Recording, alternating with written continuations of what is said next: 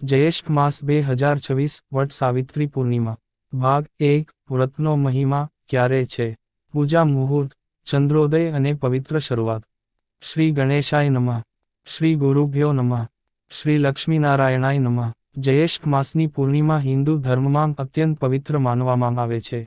આ દિવસે વિવાહિત સ્ત્રીઓ પોતાના પતિના દીર્ઘાયુષ્ય, અખંડ સૌભાગ્ય, કુટુંબના સુખ સમૃદ્ધિ અને સંતાનના કલ્યાણ માટે વટ સાવિત્રી પૂર્ણિમા વ્રત કરે છે. વટવૃક્ષને બ્રહ્મા, વિષ્ણુ અને મહેશનું સ્વરૂપ માનવામાં આવે છે અને તેની પૂજા કરીને સાવિત્રી માતાના આદર્શ જીવનનું સ્મરણ કરવામાં આવે છે. સાવિત્રીના અડગ પતિવ્રત ધર્મ, ધૈર્ય, બુદ્ધિ અને ભક્તિના બળથી યમરાજ પણ પ્રસન્ન થયા અને સત્યવાનને ફરી જીવનદાન આપ્યું. આ કારણે આ વ્રતને પતિવ્રતા ધર્મનું શ્રેષ્ઠ પ્રતીક માનવામાં આવે છે. 2026 માંગ વટ સાવિત્રી પૂર્ણિમા ક્યારે છે? વર્ષ 2026 માંગ વટ સાવિત્રી પૂર્ણિમા 29 જૂન, સોમવારના રોજ મનાવવામાં આવશે. કેટલાક પંચાંગોમાં પૂર્ણિમા તિથિ 30 જૂન સુધી ચાલતી હોવાથી 29 કે 30 જૂનની ચર્ચા જોવા મળે છે, પરંતુ વ્રત અને પૂજા માટે મુખ્ય દિવસ 29 જૂન 2026 માનવામાં આવે છે. વ્રત કરનારોએ પોતાના પ્રદેશના પંચાંગ મુજબ તિથિ અને સ્થાનિક સમયની પુષ્ટિ કરી લેવી. વ્રતનું આધ્યાત્મિક મહત્વ. આ વ્રત માત્ર પતિના આયુષ્ય માટે જ નહીં, પરંતુ આત્મબળ, સંકલ્પ, ધર્મનિષ્ઠા, કુટુંબની એકતા અને ભગવાન પ્રત્યેની અડગ શ્રદ્ધાનું પણ પ્રતીક છે.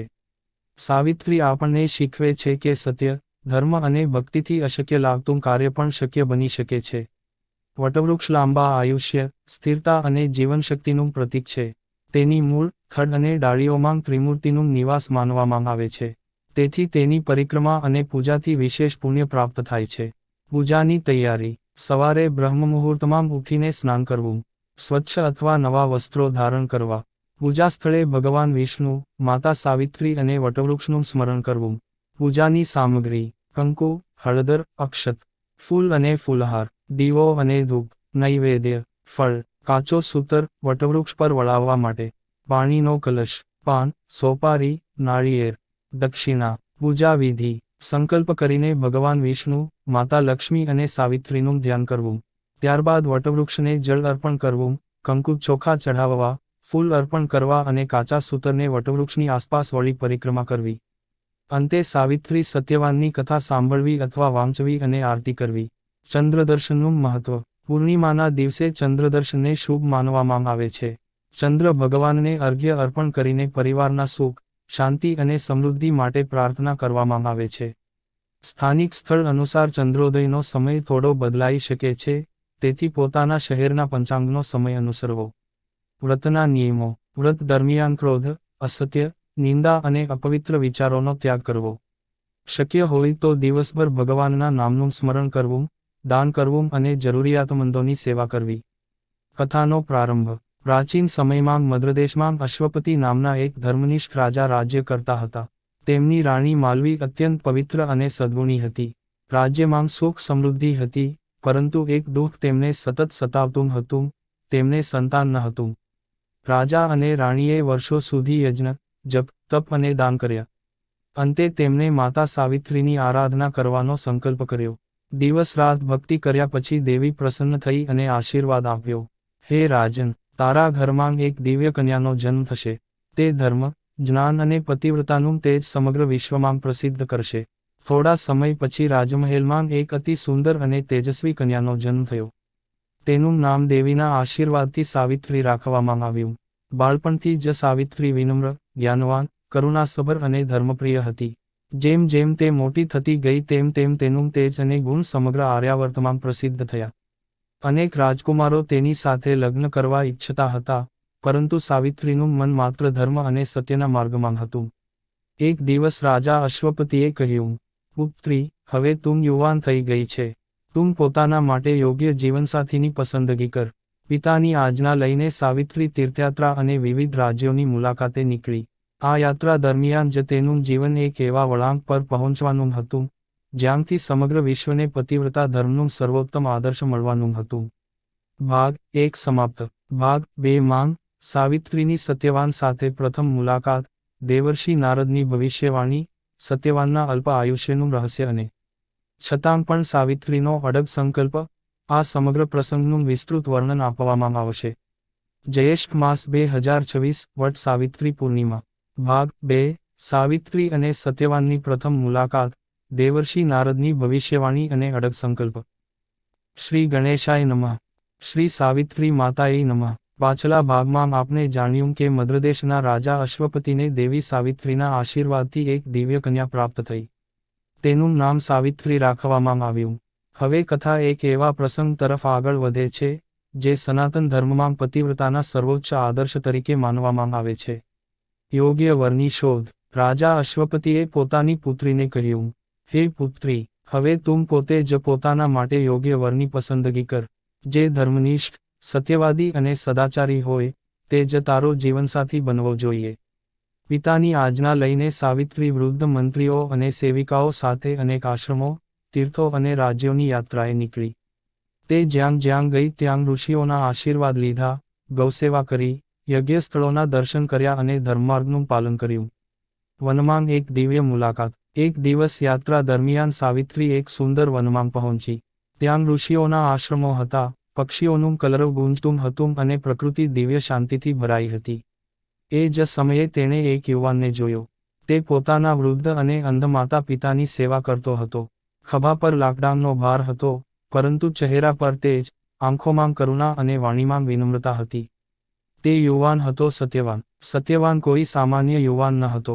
તે એક સમયે સમૃદ્ધ રાજ્યના રાજા દ્યુમત્સેનનો પુત્ર હતો. શત્રુઓના આક્રમણથી રાજ્ય ગુમાવ્યા પછી દ્યુમત્સેન પરિવાર સાથે વનમાં નિવાસ કરતા હતા.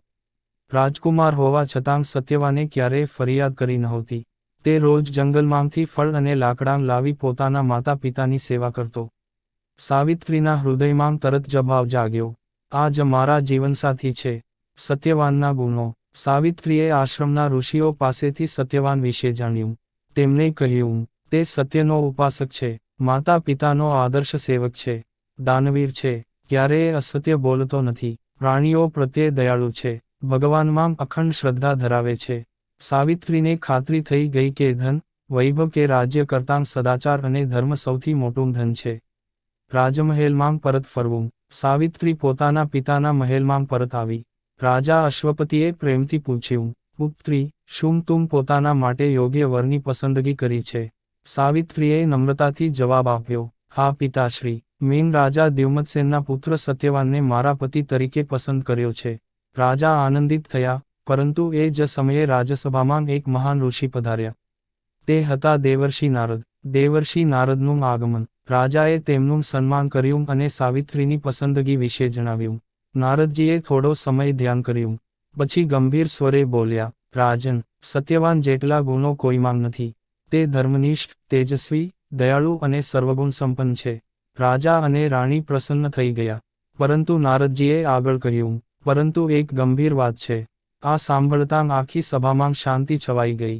ભયંકર ભવિષ્યવાણી. નારદજીએ કહ્યું, સત્યવાનનું આયુષ્ય હવે માત્ર 1 વર્ષનું જ બાકી છે.